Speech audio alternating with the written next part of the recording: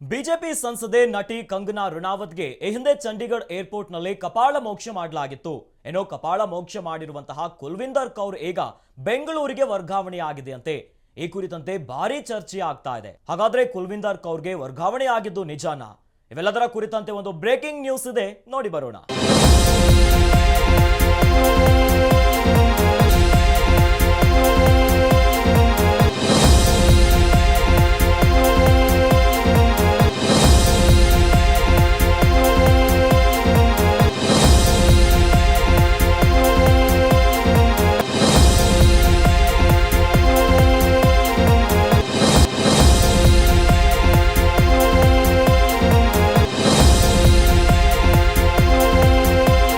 ಕಂಗನಾಗೆ ಕಪಾಳ ಮೋಕ್ಷ ಮಾಡಿದ್ದ ಪೇದೆ ವರ್ಗಾವಣೆ.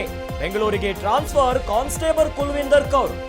ಮಹಿಳಾ ಕಾನ್ಸ್ಟೇಬಲ್ ಕುಲ್ವಿಂದರ್ ಕೌರ್ ಈಗ ಎತ್ತಂಗಡಿ. ಜೂನ್ 6ರಂದು ಸಂಸದೆ ಕಂಗನಾಗೆ ಕಪಾಳ ಮೋಕ್ಷವಾಗಿತ್ತು. ಚಂಡೀಗಢ ವಿಮಾನ ನಿಲ್ದಾಣದಲ್ಲಿ ನಡೆದಿದ್ದ ಘಟನೆ ಇದು. ಸಿಐಎಸ್ಎಫ್ ಕುಲ್ವಿಂದರ್ ಕೌರನ್ನ ಅಮಾನತುಗೊಳಿಸಿತ್ತು. ಇನ್ನು ಕೌರ್ ವಿರುದ್ಧ ಆಂತರಿಕ ವಿಚಾರಣೆಯನ್ನ ಆರಂಭಿಸಲಾಗಿತ್ತು. ಐಪಿಸಿ ಸೆಕ್ಷನ್ 323 ಹಲ್ಲೆ, 341 ರಸ್ತೆ ತಡೆ ಅಡಿಯಲ್ಲಿ ಕೇಸ್ ಕೂಡ ದಾಖಲಾಗಿತ್ತು. ಇನ್ನು ವಿಮಾನ ನಿಲ್ದಾಣದಲ್ಲಿ ಕಪಾಳ ಮೋಕ್ಷ ಘಟನೆಯ ನಂತರ ಕುಲ್ವಿಂದರ್ ಕೌರನ್ನ ಅಮಾನತುಗೊಳಿಸಿತ್ತು ಮತ್ತು ಅವರ ವಿರುದ್ಧ ಆಂತರಿಕ ವಿಚಾರಣೆಯನ್ನ ಕೂಡ ಆರಂಭವಾಗಿತ್ತು. ಇನ್ನು ಹಿರಿಯ ಅಧಿಕಾರಿಗಳು ಮೇಲ್ವಿಚಾರಣೆಯಲ್ಲಿ ಅವರ ವಿವಾದವನ್ನ ನೋಡಿದಾಗ ವಿರುದ್ಧ ತನಿಖೆ ಆಗಿತ್ತು. ಇನ್ನು ಕಪಾಳ ಮೋಕ್ಷ ಘಟನೆ ನಡೆದ ಮೇಲೆ ಈ ಒಂದು ಕುಲ್ವಿಂದರ್ ಕೌರನ್ನ ಅಮಾನತುಗೊಳಿಸಿತು ಮತ್ತು ಅವರ ವಿರುದ್ಧ ಆಂತರಿಕ ವಿಚಾರಣೆಯನ್ನ ಆರಂಭವಾಗಿತ್ತು. ಆದ್ರೆ ಈಗ ಜೂನ್ 6ರಲ್ಲಿ ಏನಾಗಿತ್ತು ಕಪಾಳ ಮೋಕ್ಷ, ಅದೇ ಕಾನ್ಸ್ಟೇಬಲ್ ಕುಲ್ವಿಂದರ್ ಕೌರ್ ಈಗ ಬೆಂಗಳೂರಿಗೆ ಟ್ರಾನ್ಸ್ಫರ್ ಆಗಿದೆಯಂತೆ. ಈ ಒಂದು ವಿಚಾರ ಈಗ ಸಿಕ್ಕಾಪಟ್ಟೆ ಸದ್ದು ಮಾಡ್ತಾ ಇದೆ. ಮಂಡಿ ಲೋಕಸಭಾ ಕ್ಷೇತ್ರದ ಬಿಜೆಪಿಯ ಸಂಸದೆ ಆಗಿರುವಂತಹ ಕಂಗನಾ ರಣಾವತ್ಗೆ ಚಂಡೀಗಢ್ನಲ್ಲಿ ಜೂನ್ 6ನೇ ತಾರೀಕಿನಂದು ಚಂಡೀಗಢ್ನ ವಿಮಾನ ನಿಲ್ದಾಣದಲ್ಲಿ ಕಾನ್ಸ್ಟೇಬಲ್ ಕುಲ್ವಿಂದರ್ ಕೌರ್ ಏಕಾಏಕಿಯಾಗಿ ಕಪಾಳ ಮೋಕ್ಷವನ್ನ ಮಾಡಿದ್ರು. ಇದೇ ವಿಚಾರಕ್ಕೆ ಸಂಬಂಧಪಟ್ಟಂತೆ ಈಗ ಮತ್ತೆ ಚರ್ಚೆ ಆಗ್ತಾ ಇದೆ.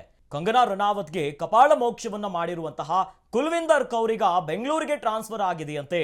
ಇನ್ನು ಬಹಳ ಚರ್ಚೆಯನ್ನ ಹುಟ್ಟು ಹಾಕಿದಂತ ವಿವಾದ ಇದು.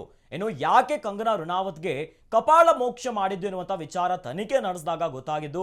ಈ ಹಿಂದೆ ಯಾವಾಗ ರೈತರ ಪ್ರತಿಭಟನೆ ಆಗಿತ್ತು ದೆಹಲಿಯಲ್ಲಿ, ಇದೇ ವಿಚಾರವಾಗಿ ಕಂಗನಾ ರಣಾವತ್ ರೈತರನ್ನ ಟೀಕೆ ಮಾಡಿದ್ದಾರೆ ಎನ್ನುವಂತ ವಿಚಾರವಾಗಿನೇ ಈ ಒಂದು ಕಾನ್ಸ್ಟೇಬಲ್ ಕುಲ್ವಿಂದರ್ ಕೌರ್ ಕಂಗನಾ ರಣಾವತ್ಗೆ ಕಪಾಳ ಮೋಕ್ಷವನ್ನ ಮಾಡಿದ್ದೇನೆ ಅಂತ ಸ್ವತಃ ಹೇಳಿಕೆಯನ್ನ ಕೊಟ್ಟಿದ್ರು. ಈ ಬಾರಿಗೆ ಭಾರಿ ಚರ್ಚೆ ಆಗಿತ್ತು.